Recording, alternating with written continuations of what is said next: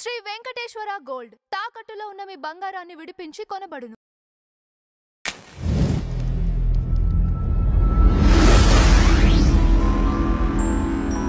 నేను 1981 ఐవీపీలో చేరినప్పుడు 82, 83 ఆ ప్రాంతంలో ఒకసారి మత కలహాలు జరిగినాయి హైదరాబాద్లో. మేము ఉస్మానియా ఉన్నప్పుడు.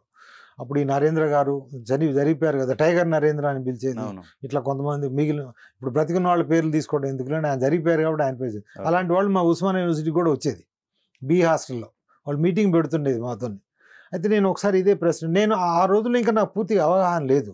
వాళ్ళని సింపుల్గా అడిగాను, ఏమండి ఇప్పుడు మీరు మత కలహాలు జరుగుతున్నాయి కదా, అంత చిన్న చిన్న వాళ్ళు చచ్చిపోతున్నారు, రిక్షా వాడో, రిక్షా దొక్కేవాడో, లేకపోతే కూలేవాడో, లేకపోతే చిన్న షాప్ పెట్టాడో, నాయకుల మీద ఎవరు ముస్లింలు ఎందుకు దాడి చేయరు, పోనీ మీరైనా ఆ నాయకుల మీద ఎందుకు దాడి చేయరు అని అంటే వాళ్ళకి చాలా అసలు ఎట్లా అయిపోయిందంటే చాలా ఎంబరాసింగ్ అయిపోయింది అన్నట్టు. నీకు తెలియదులే బాబు తర్వాత చెప్తానని తప్పించుకొని వెళ్ళిపోయారు. సో ఈ విధంగా నేను అడిగేది. కారణం ఏంటంటే ఈ ముస్లింలు ఆర్ఎస్ఎస్ కలిసే ఉంటారండి.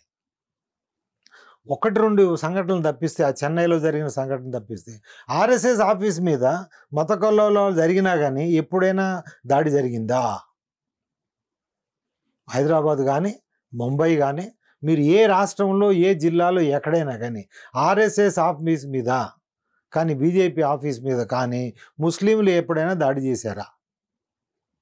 చేయరు. ఎందుకంటే వాళ్ళు కలిసే.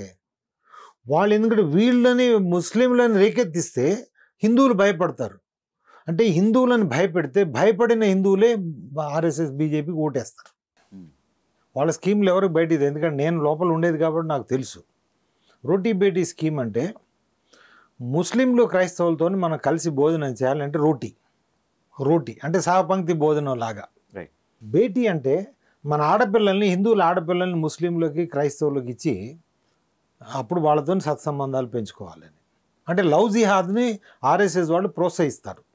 బయటికి చెప్పేది ఒకటి, వాళ్ళు చేసేది ఒకటి. దానికి ఉదాహరణ కూడా చెప్తాను నేను.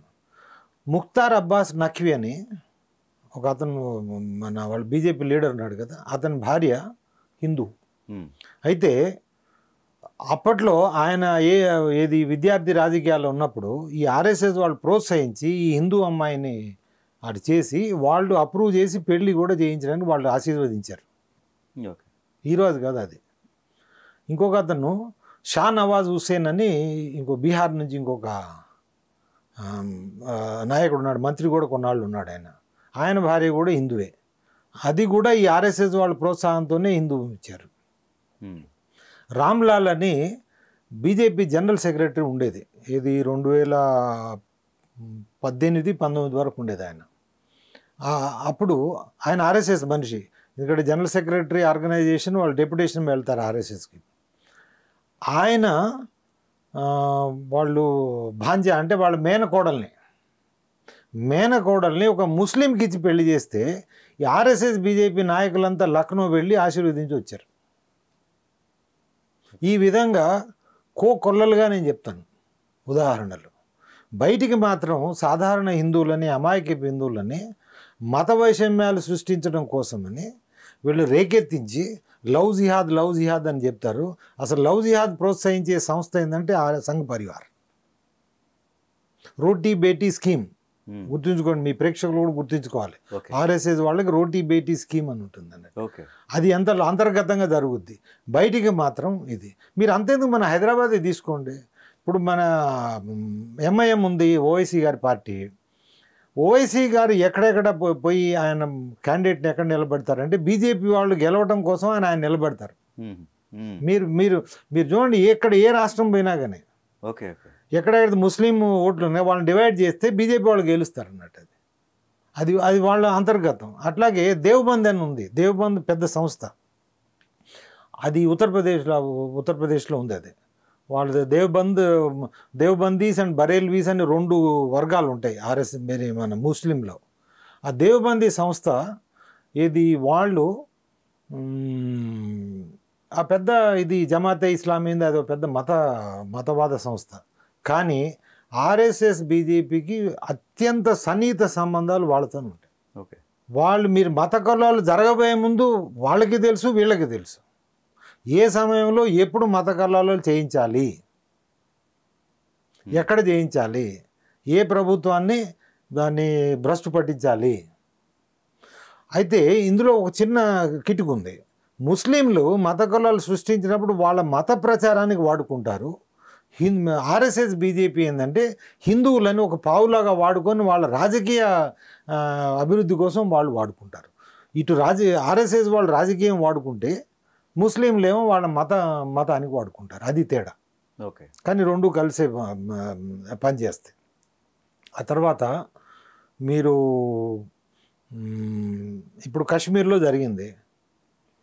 మరి ఇంత వీళ్ళు హిందూ సంస్థ అయితే మన అబ్దుల్లా ఉన్నారు కదా, నేషనల్ కాన్ఫరెన్స్ వాళ్ళు, ఫరూక్ అబ్దుల్లా, ఒమర్ అబ్దుల్లా, వాళ్ళు ఎందుకు సపోర్ట్ చేస్తారు ఆర్ఎస్ఎస్తో? వాళ్ళకి కూటమే కదా, వాళ్ళు ఎన్డీఏలో ఉన్నారు, ఇంతకుముందు వాజ్పేయి టైంలో ఉన్నారు, ఇప్పుడు కూడా ఇండైరెక్ట్ సపోర్ట్ వాళ్ళకి ఉంది కదా. ఎందుకు ఉంటారు వాళ్ళు? ఉండరు కదా. సో మీరు ఎక్కడ చూసినా అట్లాగే గోహత్య, మనకి నిజంగా హిందువులకి మనం ఆవును పూజిస్తాం, సరే కొంతమంది ఏమో దాన్ని తింటారు, అది వేరు విషయం. కానీ చట్ట ప్రకారం అయితే దాన్ని పర్మిట్ చేయకూడదు కదా. అవును, అవునా కదా. మరి ఈ హిందూ అనే ఆర్ఎస్ఎస్ బీజేపీ సంస్థ గోహత్యను ఎందుకు నిషేధించలేదు?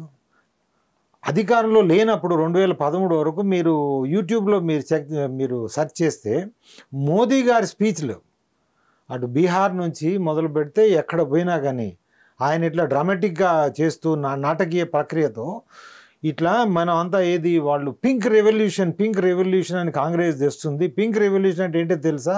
ఇది మాంసము, మనం పూజించే గోమాత మాంసము, అది పింక్ కలర్లో ఉంటుంది, దాన్ని పింక్ రెవల్యూషన్ తెచ్చి దాన్ని మనం ఎగుమతి చేస్తున్నారు ఈ కాంగ్రెస్ సర్కారు అని ఆయన విమర్శించాడు.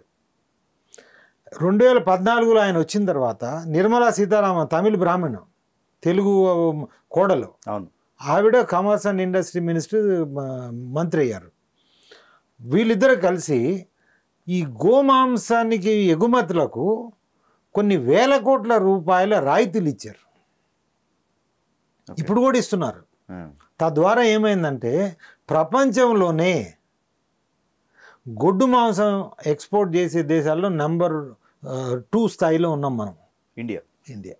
అంటే వీటిని ఈ గొడ్డు మాంసానికి ఇంత ఆ స్థాయికి రావడానికి ప్రతి సంవత్సరానికి 4 కోట్ల పశువుల్ని అంటే గొడ్లని వధించాలి.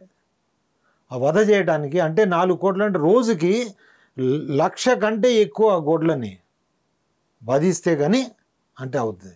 అంటే ఈ ప్రకారమైన హింస, ఒక జంతువుల మీద హింస, అందులో రోజు 1,00,000 కంటే ఎక్కువ అండి. 42 అబెటాయిర్స్ ఉన్నాయి, మెకనైజ్డ్ అబెటాయిర్స్. ఓకే. వీళ్ళు దానికి మనకి ప్రోత్సాహిస్తారు. తర్వాత మొన్న మీరు ఎలక్టోరల్ బాండ్స్ అని విన్నారు కదా, అందులో ఈ గొడ్డు మాంసం ఎక్స్పోర్ట్ చేసేవాళ్ళు ఎన్ని వందల కోట్ల రూపాయలు బీజేపీకి ఇచ్చారో ఎలక్టోరల్ బాండ్స్లో.